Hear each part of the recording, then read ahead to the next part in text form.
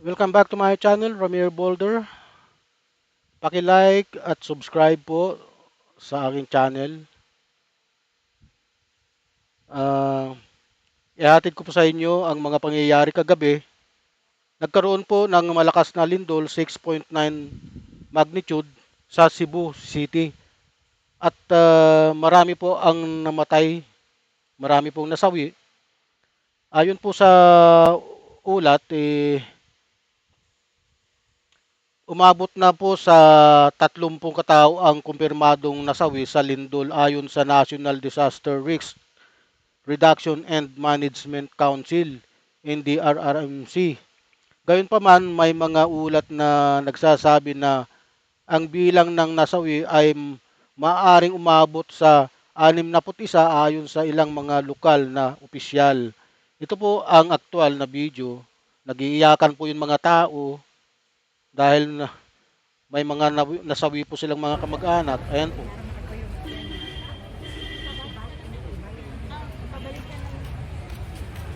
Dong.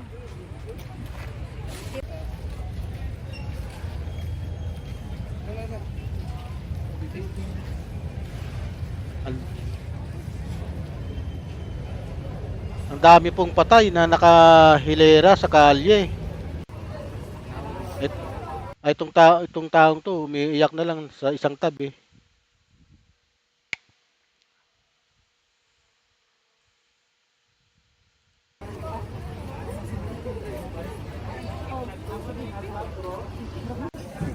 Ayan po. Ito po yung mga katawan ng mga nasawi sa lindol kagabi. Ang lindol nga po pala ay kagabi ng mga alas 10. Ang sentro po ng ang sentro po ng lindol ay sa Bugo City, Cebu. Ang PBOX ay nagpaalala sa publiko na mag-ingat po sa mga posibleng aftershock at sa mga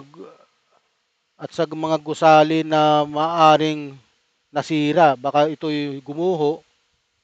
Mag-ingat po kayo mga kababayan diyan sa Cebu, ano. Kung kailan pa naman magpapasko.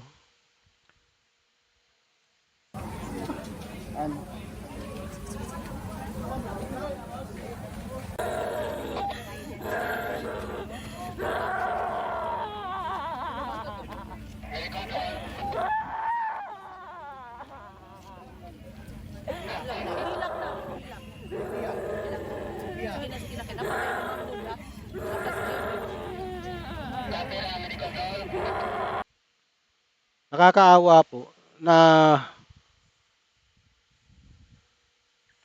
tumatangis po yung bata. Siguro isa sa mga kamag-anak niya ang nasawi sa lindol na tumama kagabi.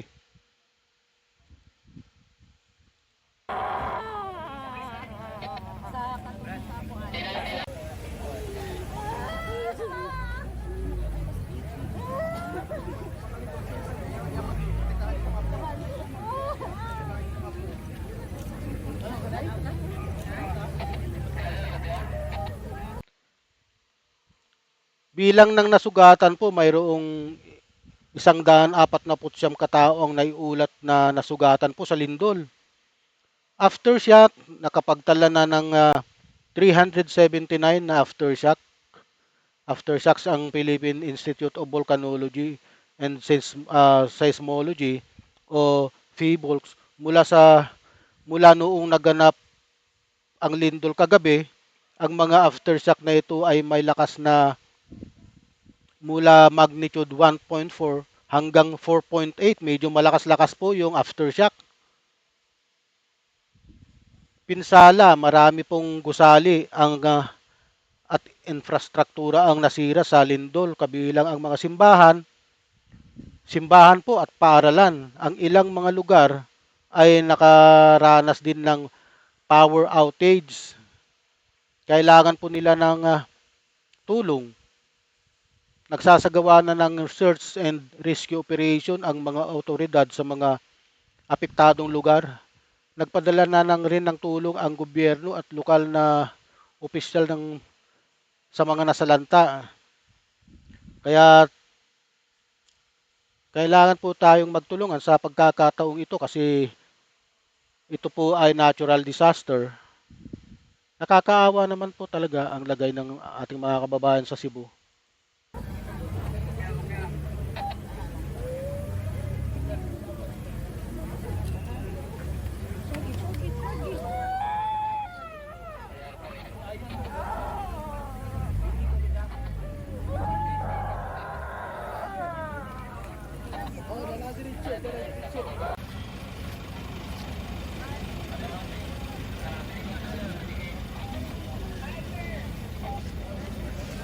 Mahirap po.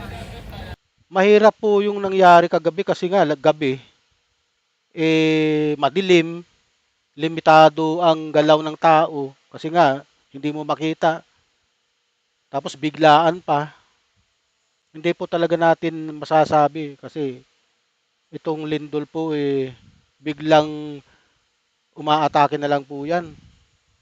Bigla na lang magkalindol. Hindi kagaya yung bagyo, nakikita sa satellite. Ang lindol po wala hindi po nakikita yan. Wala po tayong aparatos na makakadetect ng isang lindol. Kaya bigla-bigla po yan, marami po ang nasasawi sa ating mga babayan kung saan man tumama ang lindol.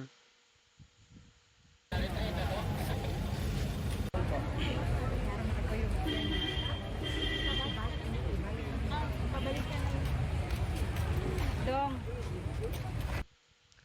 Atin pong ipagdasal ang ating mga kababayan sa Cebu na sana ay makaka-recover sila sa lalong madaling panahon. Ako rin po ay nalulungkot pero wala po tayong magagawa dahil natural disaster po yan eh. Okay, hanggang dito na lamang po. Huwag niyo pong kalimutan mag-like and subscribe sa aking channel, Ramir Boulder. Marami pong salamat at mabuhay po kayong lahat.